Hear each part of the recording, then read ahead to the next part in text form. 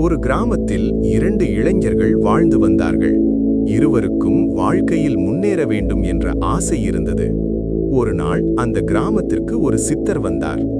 இந்த கிராமத்தில் ஒரு பெரிய பொக்கிஷம் புதைந்திருக்கிறது என்று சொல்லி சற்றே தூரத்தில் ஒரு இடத்தை காட்டினார்.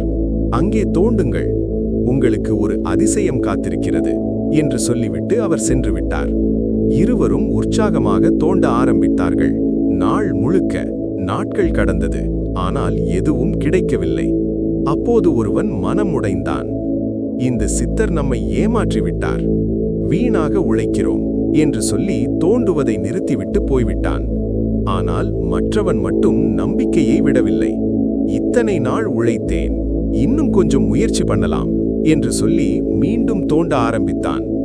1 மணி நேரம் கூட ஆகவில்லை. திடீரென்று அவன் கருவி ஒரு கடினமான பொருளில் மோதியது. மண்ணை அகற்றினான். அங்கே தங்க நாணயங்கள், ரத்தினங்கள், ஒரு பெரிய பொக்கிஷம். அந்த நிமிஷத்தில் அவனுடைய வாழ்க்கை மாறியது. வாழ்க்கையில் ஒரு காரியம் ஆரம்பித்துவிட்டால் நம்பிக்கையோடு தொடருங்கள். தடைகள் வந்தாலும் மனம் உடைந்தாலும் நிறுத்தாதீர்கள். ஏனென்றால் வெற்றி என்பது நாம் கைவிடப் போகும் அதே தருணத்தில் நம்மை தேடி வரும்.